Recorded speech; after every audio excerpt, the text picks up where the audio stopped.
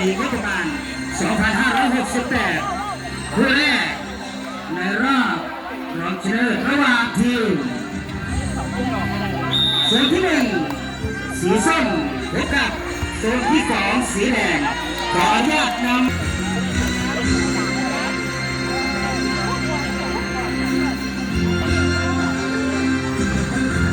เสียงเปิดปืนให้แก่นักเรียนทั้งสองทีมได้ร่วมกันออกกำลังกายนะครับให้สุขภาพเป็นในที่ดีขึ้นครับก็ขอให้ทางนักกีฬานะครับทีมนะครับก็ขอให้ขออนุญาตครับบันทึกภาพก่อนนะครับทางโยครับเชิญครับที่นักกีฬาโดยเฉพาะเรียกว่ายิ่งครับอาศัยสั่งกุ้งส่วนของส่วน2ต่อกอยบนชาติมณะสัมผัสศรีกรัญชัยโพชุมนั่งธีรพัฒน์มงษานัชพลเทพสิงห์พงศกรนะครับ25 นาทีนะครับไปกับ50วันนี้ทุกผู้ตัดสินนะครับกลางสนามอาจารย์เฉลิมศักดิ์เรศนอกผู้ช่วยผู้ตัดสินคนที่1อาจารย์ศิวะภูจรกิจในการเปลี่ยนตัวก็4-1นะครับผู้เล่น4 คนรวมถึงผู้รักษาประตูนะครับ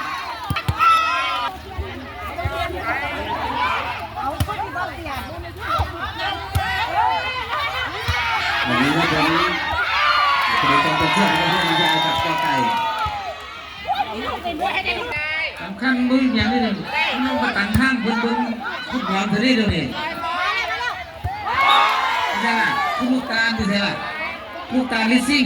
นี่คือเป็นปืนเห็นเซนีเจ้าด้วย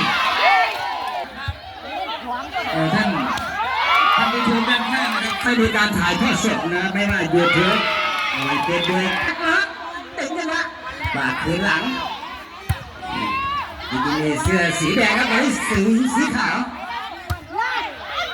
โดนขึ้นออกแดนหลังทักเข้ากลางสีส้มบอลลงแม่สีเมตีถึงออกข้างยิ่งเกิดใจว่าในสมัยเมื่อกี้นี่ทางชีวิตมาจะเป็นเมื่อมีบัณฑิตเปลี่ยนจะเป็นดันเซอร์สักนิดหนึ่งแต่ในการเล่นฟุตบอลเป็นแบบนี้ครับเรามีฟุตบอลสำรองนะครับไหนลูกนะครับได้เปลี่ยนเสียเปรียบกลางหรือไม่ถูกใจครับบาดเจ็บ